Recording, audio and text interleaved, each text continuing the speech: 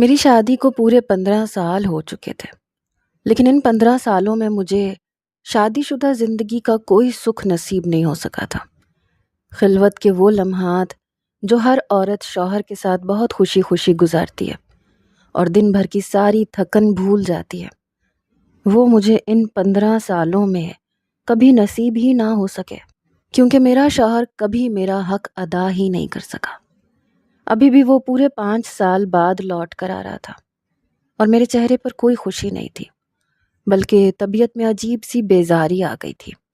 پھر وہی سب کچھ مجھے برداشت کرنا تھا، میرے شوہر کا بے دلی سے میرے قریب آنا اور مجھے استعمال کر کے چھوڑ جانا، یہ سب میری برداشت سے باہر ہو چکا تھا۔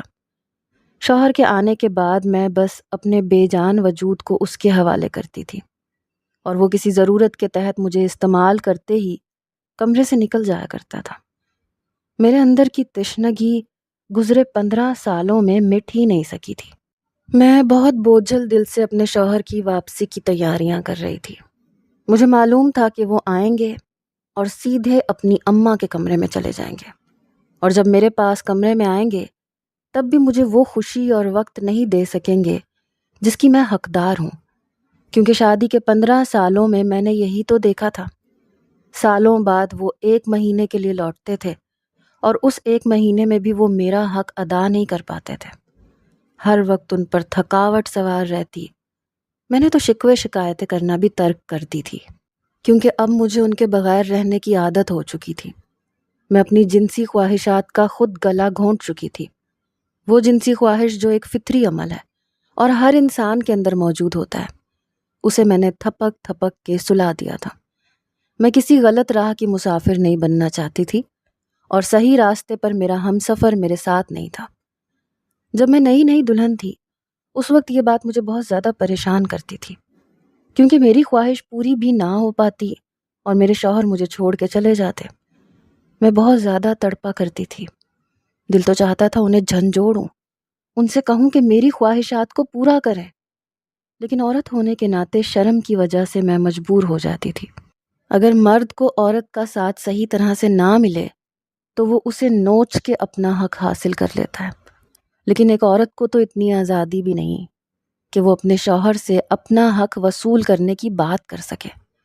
میں بھی شرم و حیا کے ضابطوں میں بندھی تھی، کبھی کھل کر اپنے شوہر سے یہ خواہش بھی نہ کر سکی کہ میں اس کے ساتھ سے مطمئن نہیں ہوں اور مجھے مزید اس کا ساتھ چاہیے۔ مجھے لگا تھا کہ کچھ دنوں میں میرے شوہر کو خود ہی اس بات کا احساس ہو جائے گا، لیکن میرے شوہر نے بس شادی کے بعد 15 دن میرے ساتھ جیسے تیسے گزارے، پھر پردیس چلا گیا۔ اس کے جانے کے بعد میں امید سے ہو گئی۔ میرے پاس ایک بیٹی نے جنم لیا تھا۔ میرا شوہر بیٹی کی پیدائش پہ بھی نہیں لوٹا تھا، بلکہ اس کے بھی 3 سال بعد واپس آیا تھا۔ اس وقت میرے پاس ننھی سی گڑیا تھی جسے سنبھالنے میں میرا سارا وقت گزر جاتا تھا۔ پھر گھر کے کاموں کا سارا بوجھ بھی مجھ پہ تھا۔ میں بہت مشکل سے اپنے شوہر کو وقت دے پاتی تھی، اور جو وقت میں اسے دیتی اس میں بھی وہ میرا نہ ہوتا۔ دھیرے دھیرے ہم دونوں کے درمیان دوریاں بڑھتی چلی گئیں، اس لیے آج اس کے لوٹ کر آنے کی خبر جب مجھے ملی تب بھی مجھے زیادہ خوشی کا احساس نہیں ہوا تھا۔ ساس کے کہنے پر میں نے شوہر کی پسند کے سارے کھانے تیار کر دیے تھے۔ میری بیٹی جو اب 10 سال کی ہو رہی تھی اسے بھی اپنے باپ کے آنے کی زیادہ خوشی نہیں تھی، کیونکہ میرے شوہر جب بھی آتے تو نہ مجھے وقت دیتے اور نہ ہی اسے، بلکہ وہ سارا وقت بس سو کے گزار دیا کرتے تھے۔ اب تو مجھے ان کے آنے کی خوشی بالکل بھی محسوس نہیں ہوتی تھی۔ بیٹی بھی نارمل تھی، جیسے اس کے بابا 5 سال بعد نہیں بلکہ 5 دن بعد لوٹ رہے ہیں۔ وہ اپنی پڑھائی میں مصروف تھی، جبکہ میری ساس تھیں جنہوں نے سارا گھر سر پہ اٹھا رکھا تھا کہ اشرف کی پسند کے کھانے تیار کر دو، اس کی مرضی کے مطابق کمرہ تیار کر دو، وغیرہ وغیرہ۔ انہوں نے میری شادی شدہ نندوں کو بھی بلا لیا تھا۔ پھر جب رات کے وقت اشرف لوٹے تو گھر میں خوب شور ہنگامہ ہونے لگا۔ میری نندوں نے بھائی کے ساتھ مل کے ڈنر کیا، جبکہ مجھے تو اپنے شوہر کے ساتھ فرصت سے 2 گھڑی بات کرنے کا موقع بھی نہ ملا۔ میں تو ان کے ساتھ ڈائننگ ٹیبل پہ بھی نہ بیٹھ سکی، سارا وقت بس سب کو سرو کرنے میں ہی چلا گیا تھا۔ ہاں البتہ میں نے یہ بات ضرور محسوس کی تھی کہ میرے شوہر نے صحیح طرح سے کھانا نہیں کھایا تھا، پھر وہ کمرے میں چلے گئے، میں باورچی خانے میں برتن دھونے لگی۔ ہمیشہ ایسے ہی ہوتا تھا، میری نندیں کھا پی کے نکل جاتی تھیں اور میں گھنٹوں صفائی اور باورچی خانے میں گزار دیتی۔ لیکن ابھی آدھا گھنٹہ ہی گزرا تھا کہ میرے شوہر اشرف پیچھے سے باورچی خانے میں آ گئے، مجھے پیار سے اپنی باہوں میں جکڑ لیا۔ ان کے اس انداز نے مجھے ایک دم شاک کر دیا۔ ان 15 سالوں میں ایک دفعہ بھی ایسا نہیں ہوا تھا، یہاں تک کہ شادی کے شروع کے دنوں میں بھی اشرف نے کبھی ایسی کوئی حرکت نہیں کی تھی۔ یہ پہلی دفعہ تھا جب انہوں نے باورچی خانے میں قدم رکھا ہو۔ اس سے پہلے کہ میں کچھ سمجھ پاتی، وہ دھیرے سے میرے کان میں سرگوشی کرتے ہوئے خمار آلود لہجے میں کہنے لگے، انم، کیا ساری رات یہیں باورچی خانے میں گزارنے کا ارادہ ہے؟ میں کب سے تمہارا انتظار کر رہا ہوں، تم نے رات کا کھانا بھی نہیں کھایا۔ ہم پہلے مل کے ڈنر کریں گے، پھر ایک ساتھ وقت گزاریں گے۔ تمہاری وجہ سے میں نے بھی 2-4 لقمے لے کے ہی کھانا چھوڑ دیا تھا۔ ان کی اس بات نے مجھے حیرت کی نئی دنیا میں ڈال دیا۔ میں نے بس ایک نظر ان پہ ڈالی اور دوسری نظر پھیلے ہوئے باورچی خانے پر۔ آج سے پہلے کبھی میرے شوہر نے اس بات کا احساس نہیں کیا تھا کہ میں نے کھانا کھایا ہے یا نہیں۔ بہت کم ہی ہم نے ساتھ بیٹھ کر کھانا کھایا ہوگا، لیکن آج نہ جانے کیسے انہیں اس بات کا خیال آ گیا تھا۔ میرے شوہر نے میرے صابن لگے ہاتھوں کو دھلوایا اور میرا ہاتھ پکڑ کر مجھے کمرے میں لے گئے۔ محبت سے مجھے بستر پر بٹھاتے ہوئے کہنے لگے کہ یہ سب صبح بھی ہو سکتا ہے، بلکہ میں اماں سے صبح ہی بات کرتا ہوں کہ تمہارے لیے کوئی ماسی لگوا دے۔ کب تک تم اکیلے اتنا کام کرو گی؟ شوہر کا یہ بدلا ہوا روپ مجھے ٹھٹکا گیا تھا۔ میں سوچ رہی تھی کہ میرے شوہر کو کیا مجھ سے کوئی خاص بات کرنی ہے، جو ان کا انداز بالکل بدل کے رہ گیا ہے۔ طرح طرح کے خیال دل میں سر اٹھا رہے تھے۔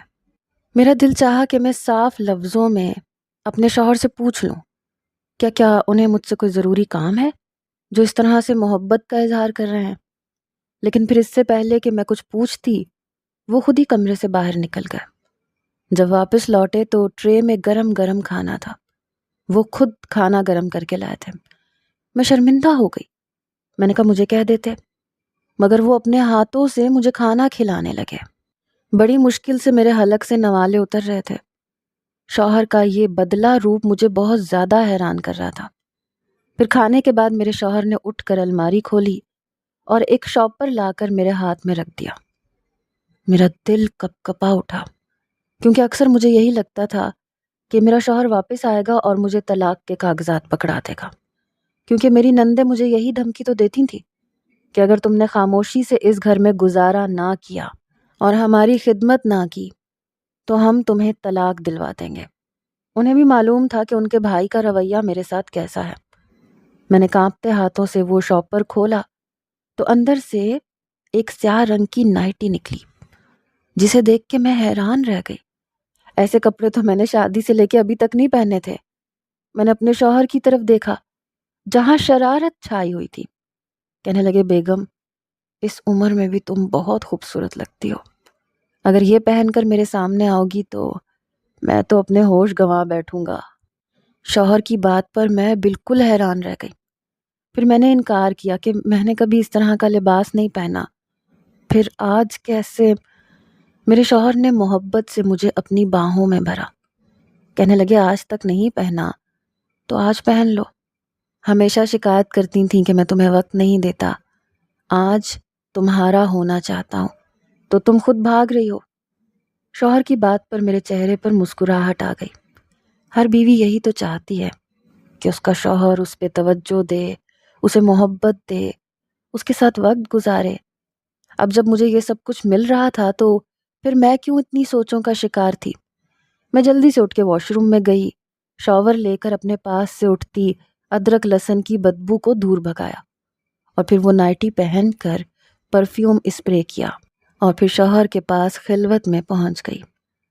اس رات پہلی دفعہ میں نے اپنے شوہر کے ساتھ وہ ٹائم گزارا تھا جس کی تمنا میں شادی کی پہلی رات سے کر رہی تھی۔ پہلی بار مجھے لگا تھا کہ وہ میرے ساتھ ہیں۔ انہوں نے مجھے بھی خوش کیا تھا، وہ بھی اس طرح کہ میں اب اپنے آپ پر ناز کر رہی تھی کہ میرے شوہر نے عزت کے ساتھ مجھے محبت بھی دے دی تھی، وہ محبت جو میری زندگی میں بہت عرصے سے کہیں نہیں تھی۔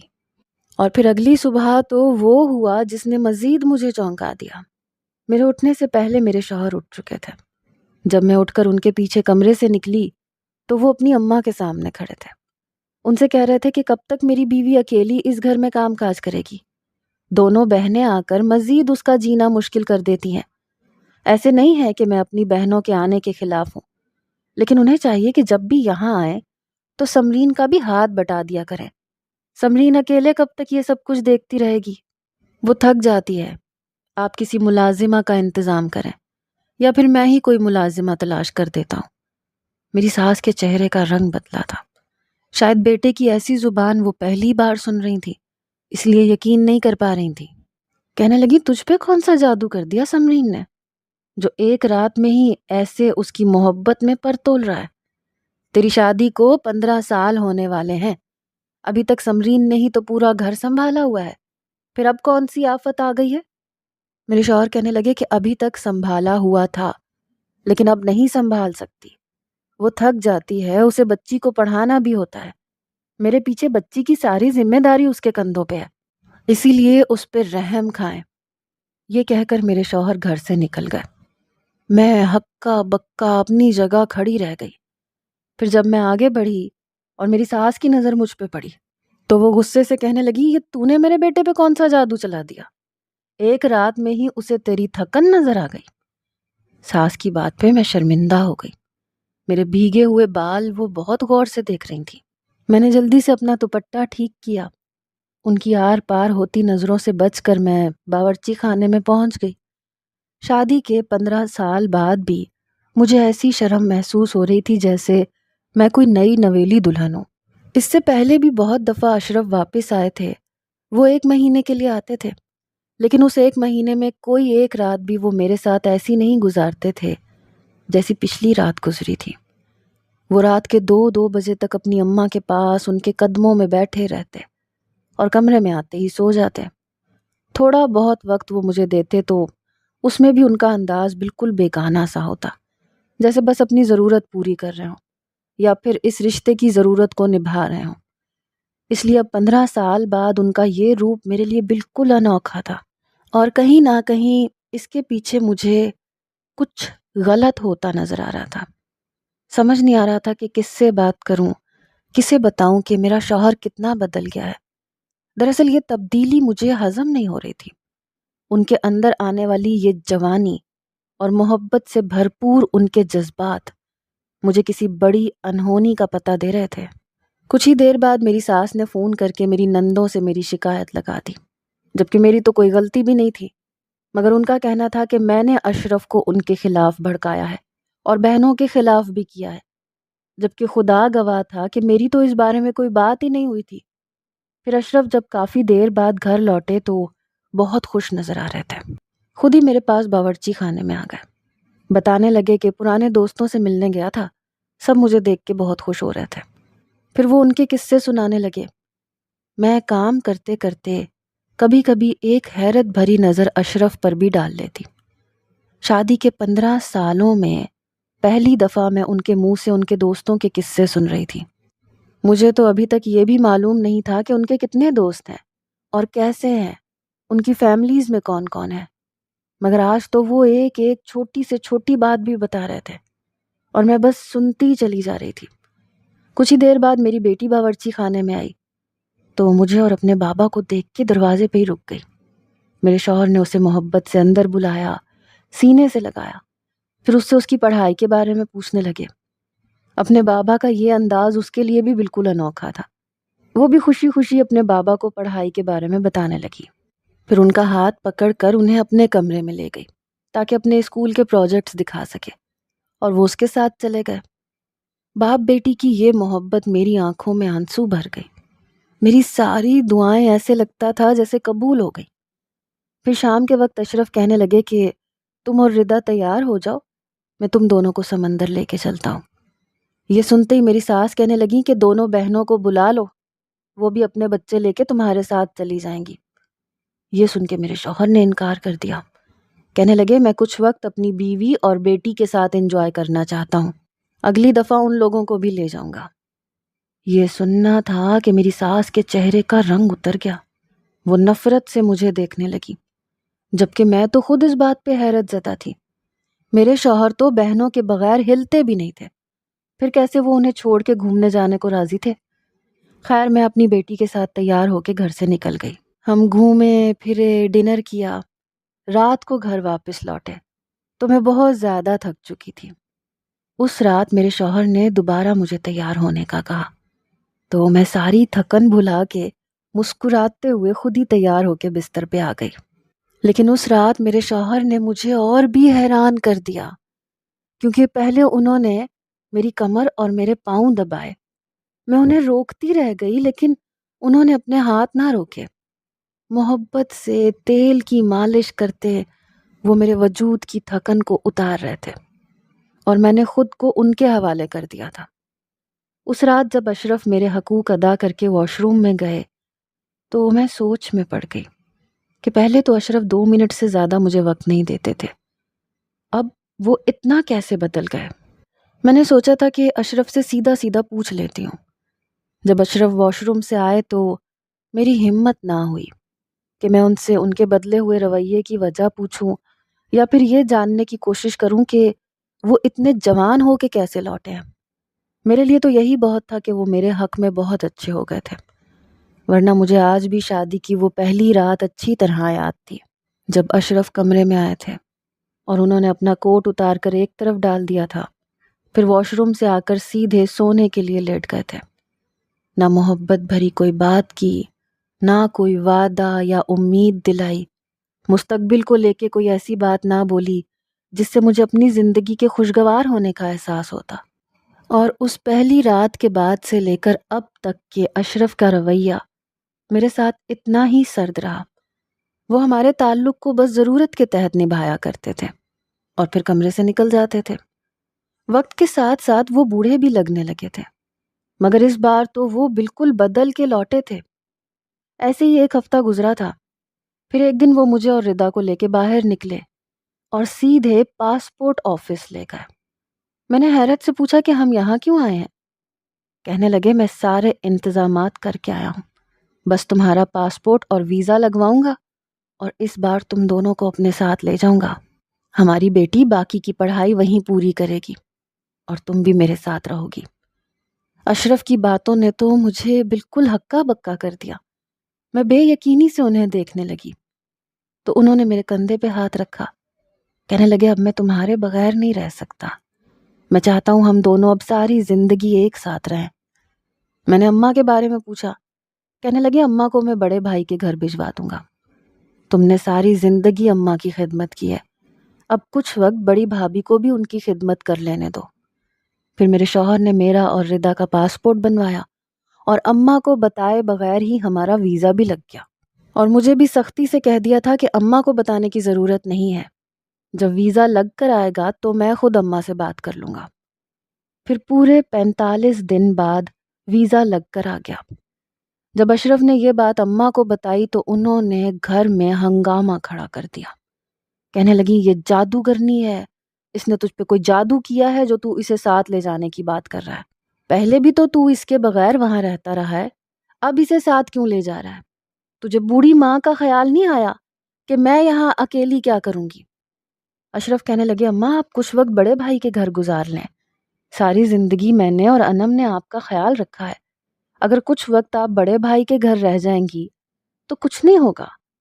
میرے انم کو لے کے بھی کچھ فرض ہیں، مجھے انہیں بھی پورا کر لینے دیجیے۔ اور پھر میرے شوہر نے میری ساس کی ایک نہ سنی، انہوں نے دونوں بیٹیوں کو بلا کے میرے ساتھ بہت زیادہ جھگڑا بھی کیا۔ میری عمر بھر کی محنت رائے گاں گئی۔ اپنی ساس نندوں کا دل جیتنے کے لیے میں نے کیا کچھ نہیں کیا تھا، اپنی ہستی کو مٹا دیا تھا، لیکن پھر بھی مجھے کچھ حاصل نہیں ہوا تھا، کیونکہ مجھ پر ایسے ایسے الزام لگے تھے کہ میں کانوں کو ہاتھ لگا کے رہ گئی تھی۔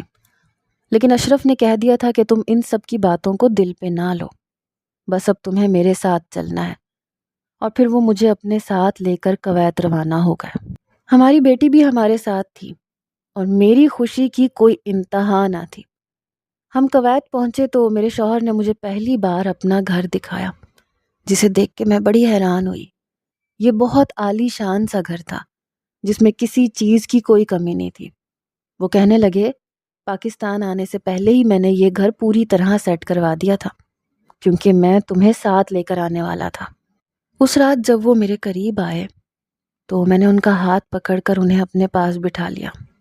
ڈرتے ڈرتے ان سے پوچھا کہ اشرف، آپ اتنے کیسے بدل گئے؟ پہلے تو آپ ایسے نہیں تھے، نہ ہی ایسے جوان تھے، نہ ہی مجھے زیادہ وقت دیتے تھے۔ پھر اب اچانک 15 سال بعد آپ میں یہ تبدیلی کیسے آ گئی؟ میرے شوہر نے مسکرا کے میری طرف دیکھا اور پھر جو کچھ بتایا وہ سن کر میرے رونگٹے کھڑے ہو گئے۔ اشرف کہنے لگے کہ جب میں شادی کے لیے واپس لوٹا تب مجھ پر ذمہ داریوں کا بوجھ تھا۔ دونوں بہنوں کی شادی کرنی تھی، لیکن اس سے پہلے اماں نے میری شادی کروا دی تاکہ گھر میں کوئی کام والی آ سکے۔ اس وقت میں اتنا میچور نہیں تھا کہ تمہاری ذمہ داریوں کو سمجھ سکتا۔ میں تو اس وقت شادی بھی نہیں کرنا چاہتا تھا۔ اماں کے کہنے پہ میں نے شادی کر لی، مگر تمہارے حق ادا نہ کر سکا۔ ہر وقت تم سے بھاگتا تھا، لیکن پھر مجھے پتا چلا کہ میں باپ بننے والا ہوں تو میرے دل میں تمہارے لیے جذبات بدلنے لگے۔ میں واپس آنا چاہتا تھا، مگر اماں نے روک دیا کہ پہلے بہنوں کو رخصت کرو پھر آنا۔ اس کے بعد جب میں لوٹا تو تم بچی میں مگن تھی۔ پھر اماں کہنے لگیں کہ تمہاری بیوی کو تمہاری ضرورت نہیں ہے، وہ تمہارے بغیر ہی بہت خوش رہتی ہے۔ اور مجھے بھی ایسے ہی لگا جیسے تم اب میرے بغیر رہنے کی عادی ہو گئی ہو، اس لیے میں نے تمہیں تمہارے حال پہ چھوڑ دیا کہ کہیں تمہیں یہ نہ لگے کہ میں بس اپنی ہوس پوری کرنے کے لیے آیا ہوں۔ لیکن جب مجھ سے اپنی ضروریات برداشت نہ ہوتی تو میں تمہارے قریب آ جاتا اور پھر ضرورت پوری ہوتے ہی تم سے الگ ہو جاتا۔ پھر اسی طرح سال پر سال گزرتے چلے گئے۔ ان 15 سالوں میں صرف 4 بار تمہارے پاس آیا اور چاروں بار تمہارا حق ادا نہ کر سکا، کیونکہ ہر بار اماں تمہارے حوالے سے کوئی نہ کوئی ایسی بات میرے کان میں کہہ دیتی کہ میرا تم سے رشتہ بنانے کو بھی دل نہ چاہتا۔ کبھی کبھی تو میں سوچتا تھا کہ چھپ کر کویت میں دوسری شادی کر لوں، لیکن میں اتنا برا نہیں تھا کہ تمہیں دھوکہ دے کر پردیس میں شادی کر لیتا۔ پھر کچھ مہینے پہلے میرے ایک دوست کے پاس پاکستان سے فون آیا کہ اس کی بیوی کا اچانک سے انتقال ہو گیا ہے۔